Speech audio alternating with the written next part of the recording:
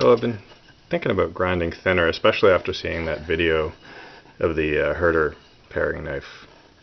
Well, the guy who just ran his thumbnail behind the edge and got substantial deflection. So my camera doesn't really want to pick that up. Sometimes you can see it, I think it's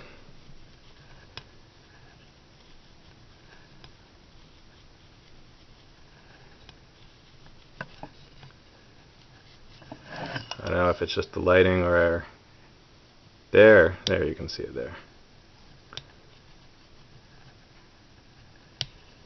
I'm not putting much pressure on that, and I can easily do it with my thumbnail too, but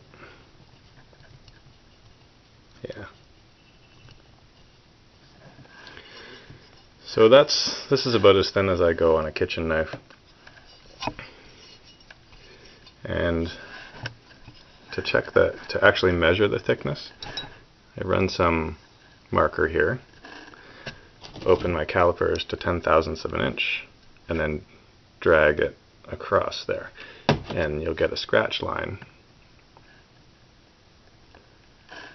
that shows you how far up the bevel you can get at 10 thou.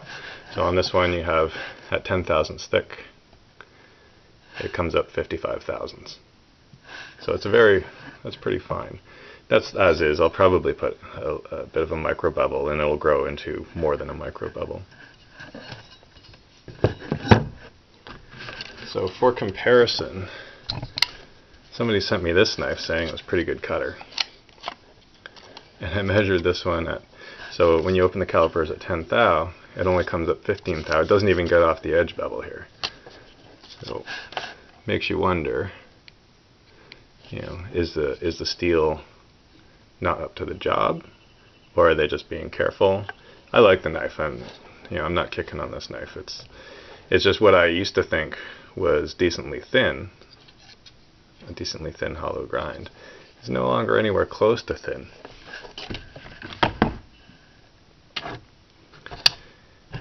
Here's one that I've gone too far.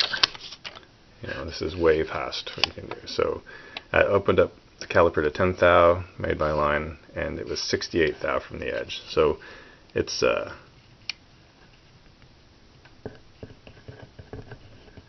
the flex is pretty incredible. And in fact, all this edge damage was on a plastic water jug.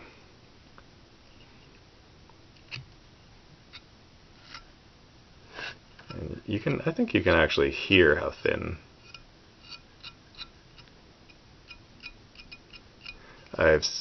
It's so thin I've actually plastically deformed it in ice cream. There, just did it again with fingers.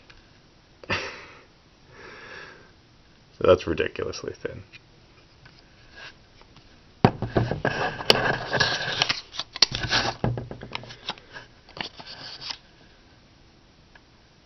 So this is about right, I think, for the kitchen. You could go a little thinner, I think, if you had a good steel. This actually isn't even hardenable steel. It was an old spatula. And I thought, hey, why throw that out? I'll just grind an edge on it and see what happens.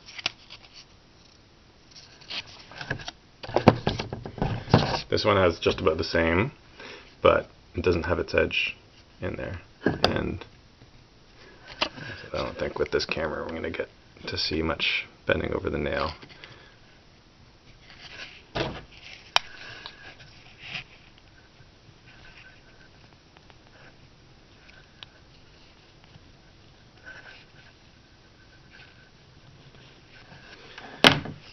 But this is what I would do for a hunting knife. So at 10 thou,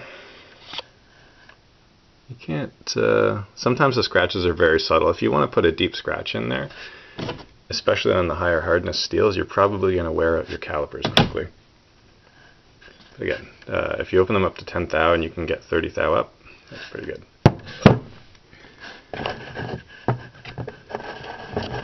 Here's one I bought years and years ago. Currently I've got it 10 and 30. It seems to be working for me. Now the funny thing was, this had a really thick edge to begin with, and I basically zeroed it.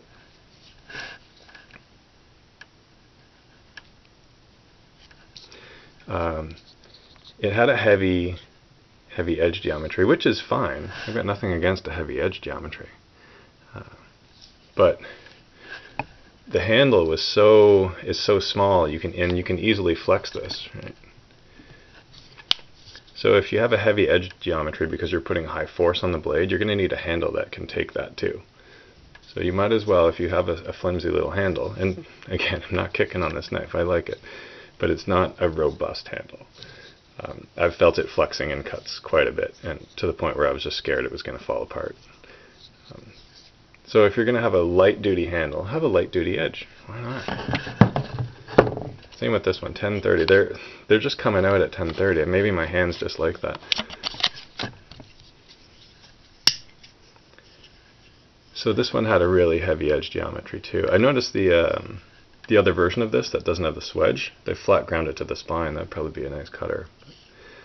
So heavy edge geometry, it was like 20 thou and 20 degrees per side, which is like a chopper to me now. But a really lightweight handle that you can't put a huge amount of force on. So now I think the design is more consistent. Medium duty handle and medium duty edge.